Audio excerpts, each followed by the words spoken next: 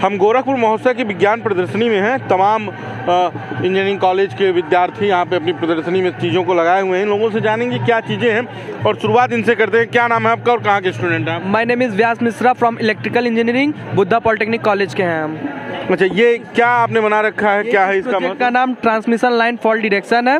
ये एक प्रकार से बिजली की बचत के लिए बनाया गया है। जैसे कि यहाँ से हम इलेक्ट्रिसिटी प्रोवाइड कर रहे हैं, इस प्रोजेक्ट के लिए एसी से डीसी में कन्वर्ट किया जा रहा है। और ये हमारा क्या होता है कि डुअल मॉडल चैनल रिले है। इसका काम ये है कि वोल्टेज हाई होता है तो लाइट ऑटोमेटिक कट हो जाती है। बाय द वे, लाइन कभी तार आपस में सट जाते हैं, लाइन टू लाइन फॉल्ट होता है, लाइट ऑटोमेटिक कट जाएगा। फिर उसके बाद ये तार टूट के अगर जो ज़मीन पे गिरा तो भी लाइट ऑटोमेटिक कट जाएगा। यहाँ हमने अलग से फायर सेंसर लगाया हुआ है जो 20 डिग्री सेल्सियस से 80 डिग्री सेल्सियस के अंडर कवर करके यहाँ से सेंस करके लाइट ऑटोमेटिक कट कर देता है। ये बल्ब कैसे जलते हैं? ये सर बल्ब इसी के लिए है, लाइट कट जाएगी तो ये बताता है, सिग्नल है इसका एक प्रकार से। तो ये आप लोगों ने मतलब बनाया है, क्या प्लानिंग है इसको, कैसे अगर एग्जीक्यूट किया जाए तो सर इसको बड़े पैमाने पे अगर किया जाएगा तो जैसे ये 11,000 वोल्ट के तार होते हैं तो ये तार हो जाएंगे और ये पावर हब जो बिजली का वो पावर हब होता है, यहाँ इसको बड़े पैमाने पे इसका वोल्टेज बढ़ा के लगाया जाएगा तो ये बड़े पैमाने पे काम करेगा। चलिए, आपका क्या नाम है और आप? So my name is Adarsh Tripathi. I am from Buddha Institute of Technology. I am from second year, civil second year one.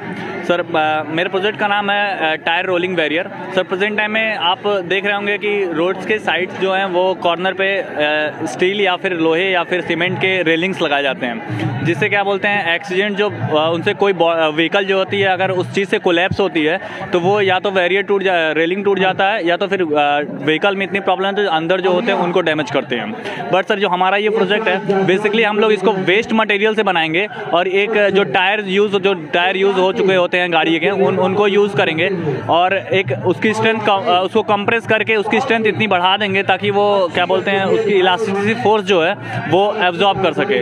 सब जब कोई बॉडी हम इसको इम्प्लीमेंट करने के बाद जब कोई व्हीकल उससे कोलैप्स होगी तो वो फ्रीली उसी डायरेक्शन में मूव हो जाएगी, जिससे डेथ रेट जो है एक्सीडेंट्स के वो कम हो जाएंगे।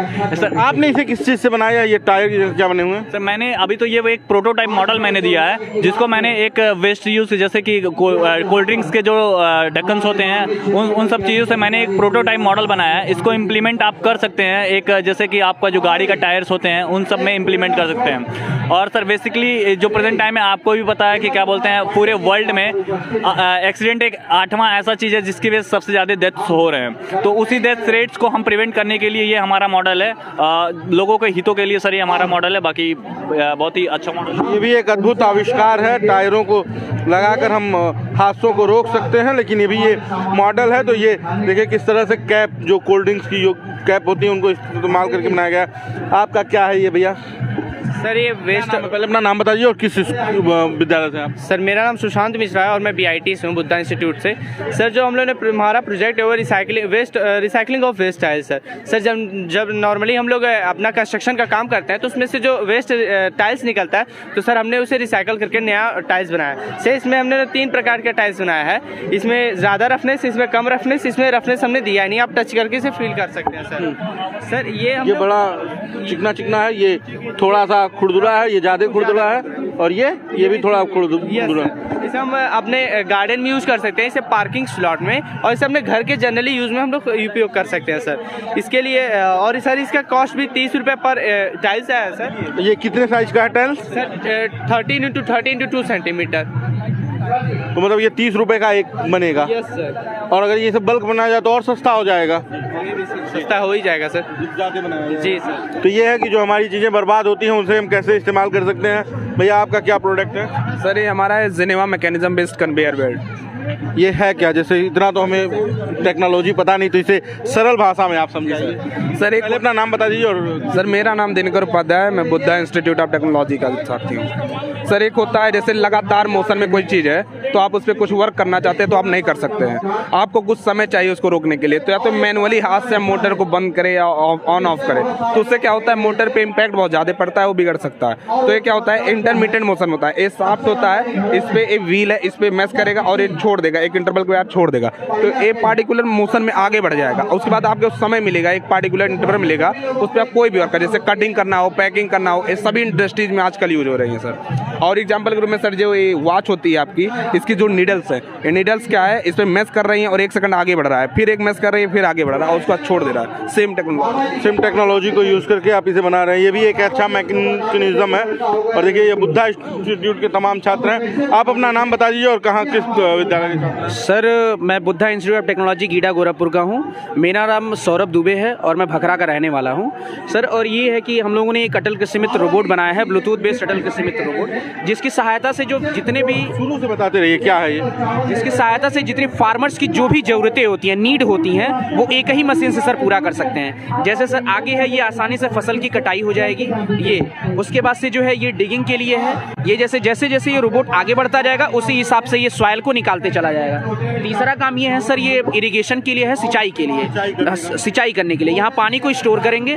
यहाँ पंप डाला गया है जो सस्पेंशन क्रिएट करके यहाँ जब डालेंगे तो यहाँ नीचे होल है, तो इसी रास्ते जो है पानी गिरता चला जाएगा। और ये जो है सर, ये भी है, यहाँ पानी जब जैसे दवाई का यहाँ छिड़काव करेंगे तो यहाँ जैसे दवाई इसमें डाल देंगे, जब इसमें डाल देंगे तो ये जैसे फुहारे की तरह दवाई जो है खेतों में छिड़काव कर सकता है। उसके बाद ये सीडिंग के लिए है, जैसे यहाँ हम सीड डालेंगे, हाँ बीज बोने के लिए है, बीज बोने वाला है, यहाँ धान हो गया, गेहूं हो गया, यहाँ डाल देंगे। तो जैसे ये रोबोट आगे बढ़ता जाएगा, इसमें छेद हुआ है तो ऐसे ऐसे जैसे रोबोट आगे बढ़ता जाएगा उसी हिसाब से जैसे अपना बीज बोते चला जाएगा।